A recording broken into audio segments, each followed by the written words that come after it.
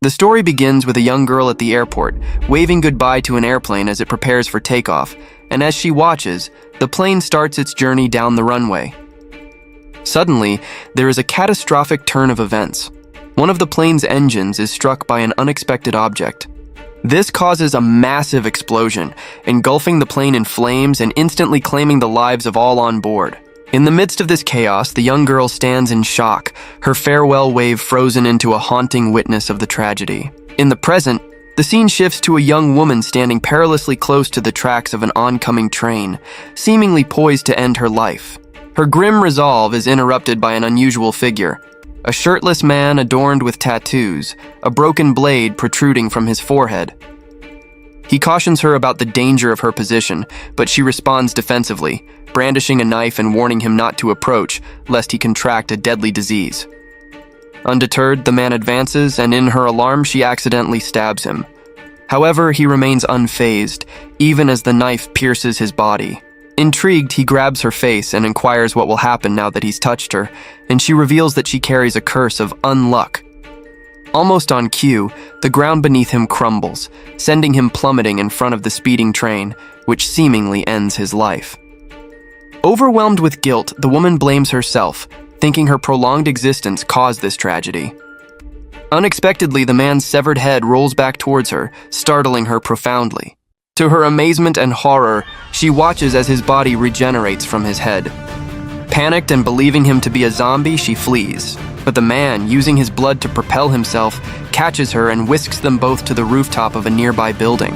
Introducing himself as undead, he shares his centuries-long existence and his quest for someone with the power to end his life. He believes she might be the one to grant him this final release. The girl, now identified as Unluck, reveals the mechanics of her curse. Anyone who touches her incurs bad luck, with more severe consequences for more intimate contact. Undead finds her ability intriguing, but Unluck insists it's a curse. She recounts a painful memory from her childhood, where a loving embrace with her parents at the airport led to a tragic accident. Their plane's engine was struck by an object, causing a fatal explosion. This traumatic event has since compelled her to wear gloves and maintain a distance from others to protect them from her curse. However, during her heartfelt explanation, Undead impulsively tests her power by inappropriately touching her.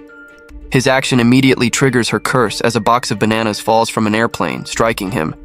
Seizing this moment, Unluck attempts to escape, but ironically slips on a banana, leading to a perilous fall. As she tumbles down, her thoughts are filled with regret and unfulfilled desires, particularly her yearning to experience love. In a twist of fate, Undead swoops in to rescue her before she meets her demise. He declares his determination to keep her alive, seeing her as the potential key to ending his own cursed immortality. Undead then transports her to his hideout, setting the stage for their intertwined fates to unfold further.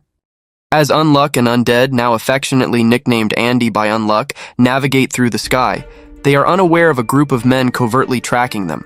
The leader of this group is given the directive to apprehend Unluck upon confirmation of her unique ability. Once they reach their hideout, Unluck, burdened by her long, unmanageable hair, breaks down. She explains her inability to visit a hairstylist due to the fear of her curse bringing misfortune to others. In a moment of unexpected tenderness, Andy takes the matter into his own hands, cutting her hair himself, knowing that he will incur unluck by doing so. Touched by his gesture, Unluck feels a sense of appreciation and kinship towards him. However, their moment is shattered when Andy's head is suddenly severed by the very group that had been tracking them. It's revealed that they had been covertly present in the hideout the entire time, gathering information about Unluck's powers. They identify her as Fuko, and disclose that their mission is to monitor and control individuals like her and Andy, as well as other entities known as Umas around the world. The group's leader accuses Andy of intending to exploit Fuko's powers for malicious purposes. Fuko, however, defends Andy, insisting that he's a good person and has only used her curse on himself. As this confrontation unfolds, the accumulated bad luck from earlier backfires, striking the group member holding Andy's head in a capsule designed to prevent his regeneration. With Andy freed, a fierce battle erupts. Andy discloses that the broken blade in his forehead suppresses his full capabilities. Once removed, he unleashes his formidable skills honed over centuries. He effortlessly dispatches the group members, leaving only their leader standing. After demonstrating his overwhelming power, Andy reinserts the blade into his forehead, explaining that its absence for an extended period could lead to disastrous consequences. The standoff reaches a critical moment as the leader, with Fuko's life in the balance, demands Andy to decapitate himself and throw his head over as a sign of surrender. Fuko begs Andy not to comply, but Andy, driven by his desire to protect her, reluctantly follows the leader's command. Fuko, grappling with the guilt of causing harm to those around her, musters the courage to take a bold action. As Andy's head soars through the air towards the leader, Fuko dashes towards it. In a fleeting, desperate moment, she kisses Andy's head, a gesture of both farewell and defiance. The leader, caught off guard by this unexpected move, fails to realize the implications in time.